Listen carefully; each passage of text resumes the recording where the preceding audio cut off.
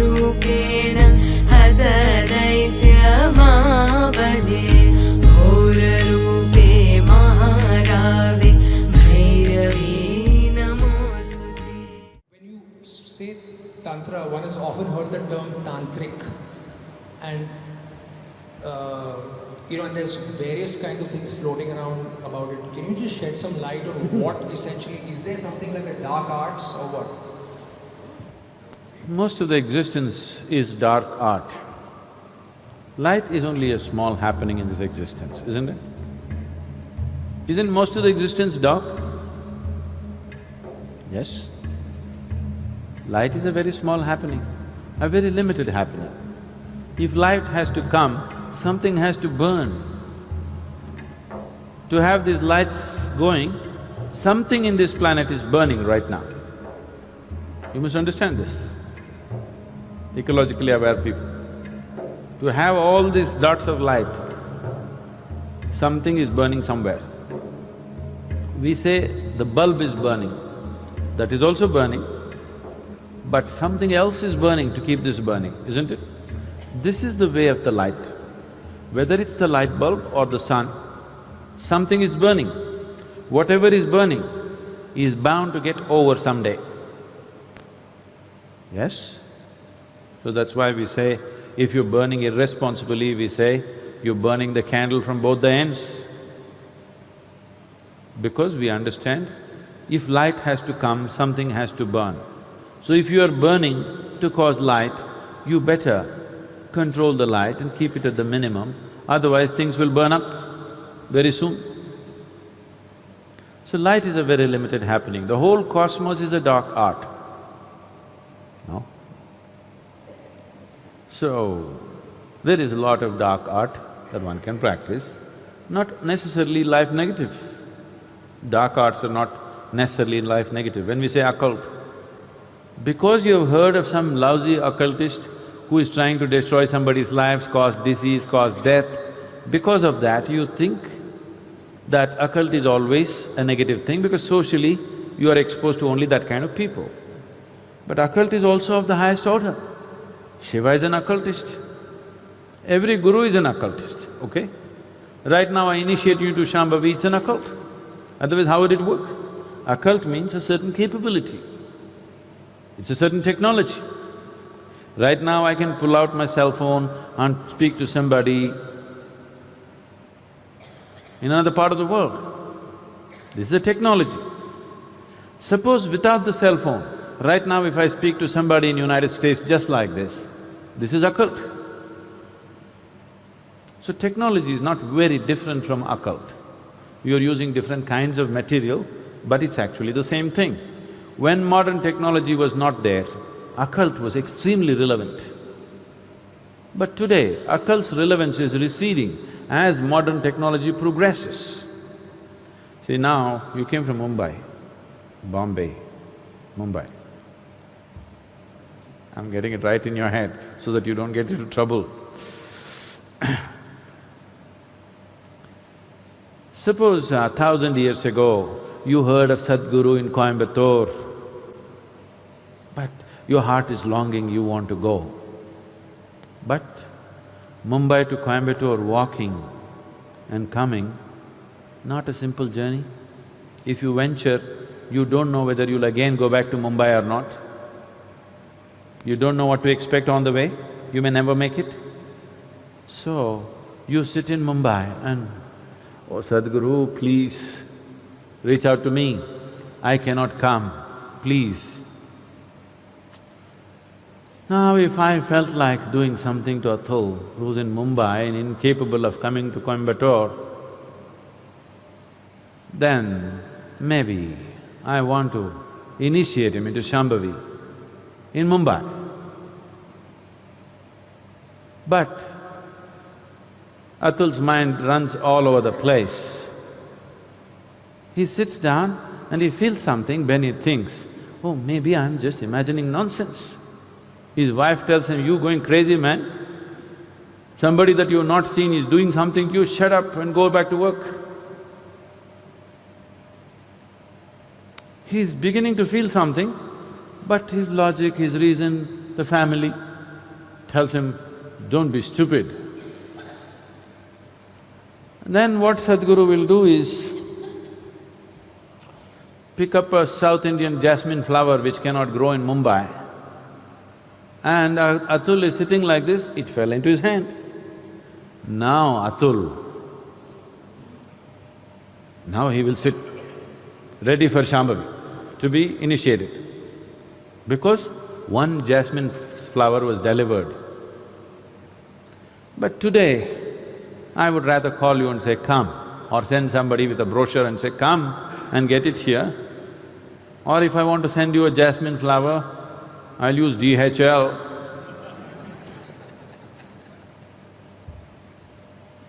So modern technology is making occult obsolete, but I want you to look back 1,000 years ago, just see the immense value of occult. Yes? 1,000 years ago, just imagine you were in Mumbai and I'm still in Coimbatore, you wanted something from me. Imagine the value of occult, isn't it? So, today the value has receded, so all kinds of charlatans are doing all kinds of nonsense. Occult need not necessarily mean negative. Now, the English word occult doesn't clearly specify what is it that they're calling as occult. Recently, someone asked me a question in the Samyama, I think. It seems some guru. He said, Tantra is just a way of getting over what? Obsessions. Just getting over obsessions. This is nonsense. We need to, unfortunately, today, redefine the word Tantra, because it's been distorted by people. First, let's understand this. The word Tantra means a technique or a technology. But because the Tantra that you're hearing of is a rebound from the American coast, you think Tantra means unbridled promiscuity. No, Tantra means extreme discipline. It's not unbridled promiscuity, it's extreme discipline. Learning to use your body and your mind like you would use some other outside instrument. Like how you would use your computer or a screwdriver. Like that, you learn to use your body and your mind. It takes enormous discipline, not promiscuity, not looseness. Tantra is not things, the books they have written largely by Western authors, all kinds of things. No, tantric texts are of extreme discipline, not of any kind of looseness.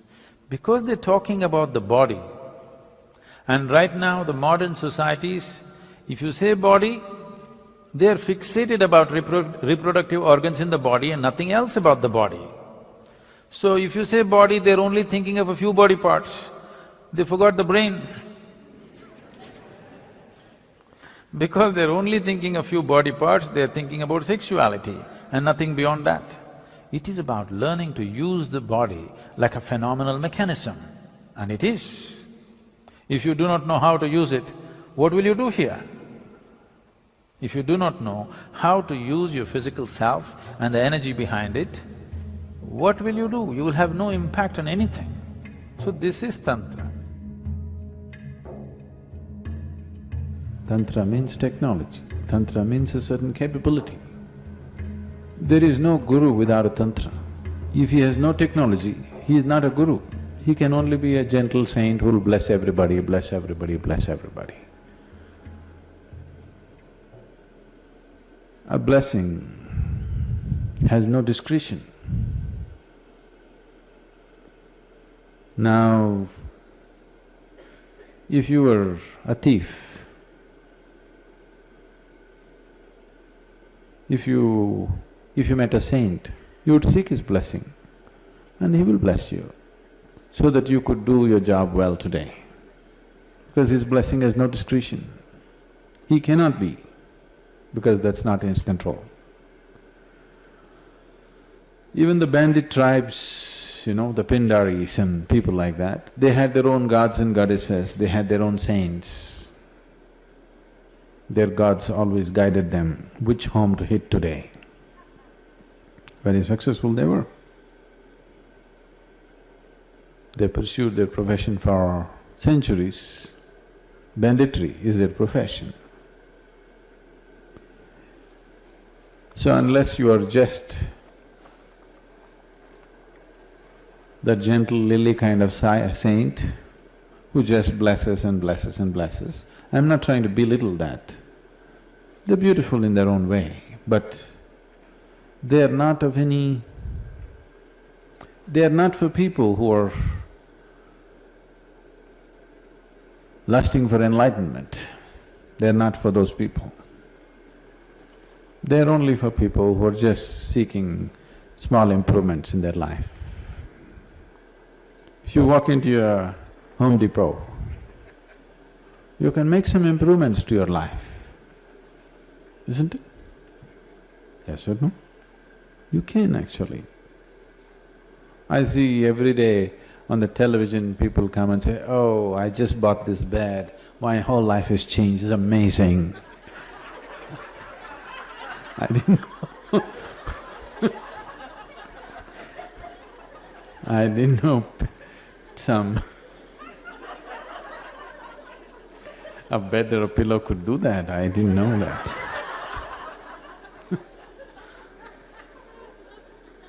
Have you seen this? My whole life has changed completely. So, if you walk into the Home Depot and walk out with something that you didn't have, you could change your life a little bit. Life-changing, the word life-changing, how much of it changes subject to so many things. What has changed is subject to many things, isn't it? Suppose you're cold right now, you didn't have a jacket like me, and you got one. It's life-changing right now, isn't it? Isn't it so? So is that what we're talking about?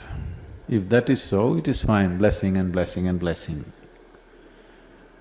But if you're talking about spiritual growth, reaching to your ultimate nature, what is a guru without a capability? You can't call him a guru.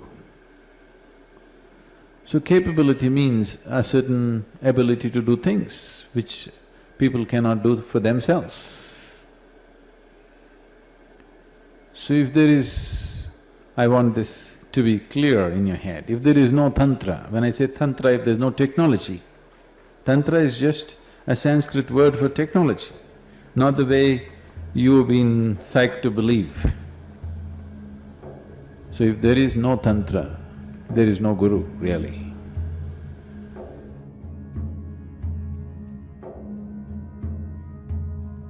Because guru means you have to roll up your sleeves and it's a mechanic's job. You got to fix things. To fix things you must know what's what.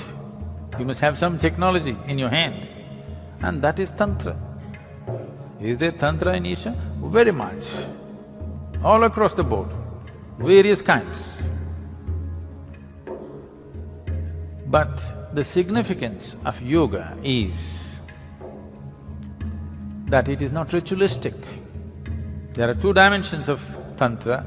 One is you use outside material and stuff to do things, which is ritualistic in nature.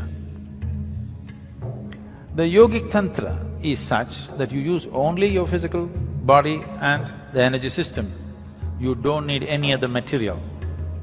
So these two loosely have been classified as right-hand path and left-hand path. Left-hand path use outside material, right-hand path does not use any material, just uses the body itself.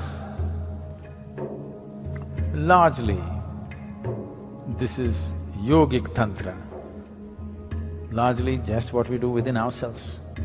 This is a tremendous gift that Agastya Muni offered, that he established a tantric process 100% rooted in the body, nothing outside. Not one grain of rice or sand is being used to perform all the different dimensions of Tantra, everything internalized within the system. This is his gift to us. This is one of the greatest things. In terms of human mechanism, this is one of the greatest things that's been ever offered to us from any source. This is his offering.